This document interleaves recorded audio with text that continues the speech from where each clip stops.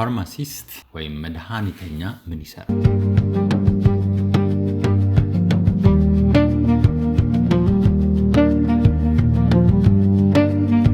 በዓለማችን ላይ ካሉ እጅግ ግርግር ከሚበዛባቸው የከተማ ማዕከላት አንስቶ እስከ አነስተኛ የገጠር ከተሞች ድረስ በሳይንስና በታማኝነት ላይ የተገነባ አንድ የጋራ ስፍራ አለ። እርሱም የመድኃኒት ቤት ወይም ፋርማሲ ነው። በእነዚህ ቅጥሮች ውስጥ በሐኪም ትዕዛዝና በታካሚው ደህንነት መካከል እንደ ወሳኝ ድልድይ ሆኖ የሚቆም አንድ ባለሙያ ይገኛል። ይህ ግለሰብ ፋርማሲስት ነው። እርሱም የላቀ ስልጠና የቀሰመ ሳይንቲስት፣ ታማኝ አማካሪና የሕዝብ ጤና ቀዳሚ ጠባቂ ነው። ፋርማሲ መድኃኒቶችን ዝም ብሎ የሚያድል ብቻ አይደለም። ይልቁንም በኬሚስትሪ፣ በባዮሎጂ፣ በስነ ምግባርና በሰዋዊ እንክብካቤ ውስብስብ ትስስር ውስጥ የሚሰራ መሐንዲስ እንጂ። ሚናው ለማንኛውም የጤና ስርዓት መሰረት ሲሆን መድኃኒት የተባሉትን እነዚህን ኃይለኛና የሰው ልጅን ሕይወት የመለወጥ አቅም ያላቸውን መሳሪያዎች በጥንቃቄ በውጤታማነትና በአግባቡ ስራ ላይ መዋላቸውን ያረጋግጣል። እንዲሁም የሚያስችላቸውን ባህሪ ይሰጣል።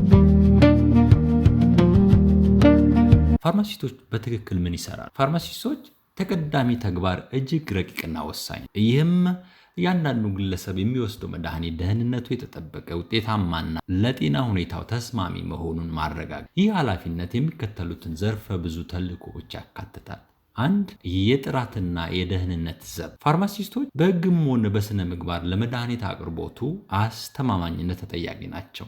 ከመደበኛ አንቲባዮቲኮች አንስቶ እስከ ውስብስቡ የባዮሎጂካል ሕክምናዎች ድረስ ማንኛውንም መድኃኒት የታካሚ እጅ ከመድረሱ በፊት ጥራቱን፣ ንጽህናውንና ኃይሉን የጠበቀ መሆኑን የሚያረጋግጡ የመጨረሻ የፍተሻ ጣቢያ ናቸው። 2. የሕክምና ውጤታማነት ቀማሪ። አንድ የሐኪም ትዕዛዝ እጃቸው ሲደርስ ፋርማሲስቶች ጥልቅ የሆነ ክሊኒካዊ ግምገማ ያካሂዳሉ። መድኃኒቱና የታዘዘው መጠን ለታካሚው ህመም ተገቢ መሆኑን ይፈትሻሉ።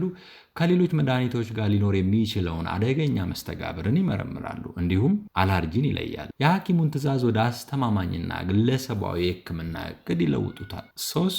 መካሪና አስተማሪ። የሐኪም ትዕዛዝ የሕክምናው መጀመሪያ እንጂ ፍጻሜ አይደለም። ፋርማሲስቶች ታካሚው የተፈለገውን ውጤት ለማግኘት መድኃኒቱን እንዴት መጠቀም እንዳለበት በሚገባ መረዳቱን ያረጋግጣሉ። ስለ አጠቃቀም ዘዴ፣ ሊከሰቱ ስለሚችሉ የጎንዮሽ ጉዳቶች፣ ስለ አቀማመጥ ሁኔታና መድኃኒቱ ያለማቋረጥ መውሰድ ስላለው ፋይዳ ሙያዊ ምክር ይሰጣል። ጥያቄዎችን ይመልሳሉ፣ ስጋቶችን ያስወግዳሉ፣ እንዲሁም ግለሰቦች በሕክምናቸው ላይ ንቁ ተሳትፎ እንዲያደርጉ ያበረታታሉ። 4. ክሊኒካዊ ሳይንቲስትና አማካሪ። ስለ ፋርማኮሎጂ ማለትም መድኃኒቶች በሰውነት ውስጥ እንዴት እንደሚሰሩ ያላቸው ጥልቅ እውቀት ፋርማሲስቶችን የመድኃኒት ቁንጮ ባለሙያ ያደርጋቸዋል። ለሌሎች የጤና ባለሙያዎች ስለ መድኃኒት ምርጫና አያያዝ ምክር ይሰጣሉ። ውስብስብ የሕክምና ጥናቶችን ይተረጉማሉ። እንደ ማጨስ ማቆም ፕሮግራሞች፣ የክትባት አገልግሎቶችና ስር የሰደዱ በሽታዎችን የመከታተል ስራዎችንም በኃላፊነት ይመራሉ። 5. ቀዳሚና ተደራሽ የጤና ባለሙያ።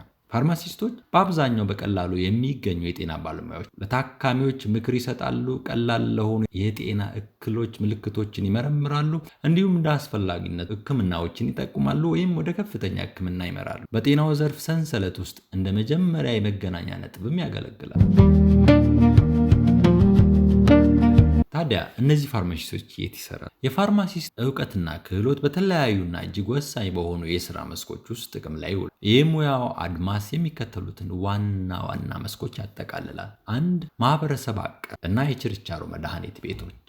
ይህ የሙያው እጅግ ተጋላጭና በግልጽ የሚታየው ገጽታ ነው። በአካባቢ ጥበቃና በማህበረሰብ አገልግሎት ላይ ተሰማርተው የሐኪም ትዕዛዞችን በማደል የጤና ምክር በመስጠትና ያለ ሐኪም ትዕዛዝ የሚሸጡ መድኃኒቶችን በአግባቡ በመምራት ህዝቡን ያገለግላል። 2. ሆስፒታልና ክሊኒካዊ ፋርማሲ። በሆስፒታል ውስጥ ፋርማሲስቶች የጤና እንክብካቤ ቡድን ዋነኛ አካል ናቸው። በሆስፒታል ለተኙ ታካሚዎች ውስብስብ የመድኃኒት አሰጣጥ ሂደቶችን ይከታተላሉ። በደም ስር የሚሰጡ ሕክምናዎችን በንጹህ ሁኔታ ያዘጋጃሉ። ከሐኪሞች ጋር በታካሚዎች ጉብኝት ላይ ይሳተፋሉ። እንዲሁም ታካሚዎች ከሆስፒታል ሲወጡ የሚኖራቸውን የሕክምና ቀጣይነት ያረጋግጣሉ። 3. የመድኃኒት ማምረቻ ኢንዱስትሪ። ከመጋረጃው በስተጀርባ ፋርማሲስቶች የመድኃኒት ምርምርና ልማትን ይመራሉ። ክሊኒካዊ ሙከራዎችን ይቀርጻሉ። የመንግስትን የቁጥጥር ስርዓቶችና ህጎችን ያስፈጽማሉ። እንዲሁም በዓለም አቀፍ ደረጃ የሚመረቱ መድኃኒቶችን ጥራትና ደህንነት ይቆጣጠራሉ። 4 ትምህርትና ምርምር። በዩኒቨርሲቲዎችና በምርምር ተቋማት ውስጥ ፋርማሲስቶች ቀጣዩን የባለሙያ ትውልድ ያስተምራሉ።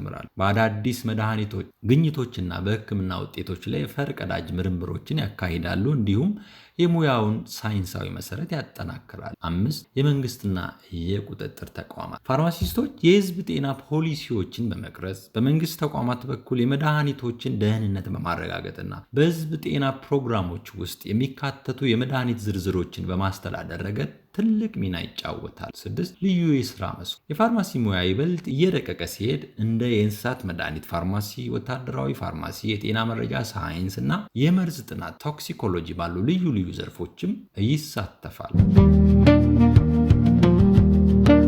ፋርማሲስት የመሆን ጥብቅ ስልጠናና ቁርጠኝነት። ፋርማሲስት የሚለው ክብርና ማዕረግ ለመጎናጸፍ በጤናው ዘርፍ ውስጥ እጅግ ፈታኝና ጥብቅ ከሆኑ ሳይንሳዊ ትምህርቶች አንዱን ማጠናቀቅን ይጠይቃል። ይህንን ደረጃ ለመድረስ የሚከተሉት መደበኛ መንገዶች መሟላት ይኖሩባቸዋል። 1 እውቅና ያለው የሙያ በአብዛኛው ሁለገብ ትምህርቶችን ኮመን ኮርስስ ካጠናቀቁ በኋላ ለ4 ዓመታት የሚዘልቅ በፋርማሲ ላይ ቀጥተኛ ትኩረት የሚያደርጉ እንደ ፋርማኮሎጂ፣ ፋርማሲውቲካል ትንተና አናሊሲስ፣ የመርዝ ጥናት ቶክሲኮሎጂ፣ ሜዲሲናል ኬሚስትሪ፣ የህክምና ጥበብ ቴራፒውቲክስ፣ ኢንዱስትሪያል ፋርማሲ፣ የመድኃኒት አቅርቦት አስተዳደር ድረግ ሰፕላይ ማኔጅመንት፣ ፋርማኮጎኖሲ፣ የተፈጥሮ ምርቶች ውቅር፣ ኬሚስትሪ ኦፍ ናቹራል ፕሮዳክትስ፣ የመድኃኒት ቅመማ ሳይንስ፣ ፋርማሲውቲክስ፣ ስነ ምግባርና የህግ ትምህርቶች፣ ኢንተግሬትድ ፋርማሲ ፕራክቲስ፣ የመድኃኒት ጥራት ማረጋገጥ፣ ፋርማሲውቲካል ኳሊቲ አሹራንስ ወዘተ ትምህርት ፕሮግራም በመማርና የተለያዩ ቤተ ሙከራዎችን በመስራት የመድኃኒትና ምግብ ፋብሪካዎችን በመጎብኘት እንዲሁም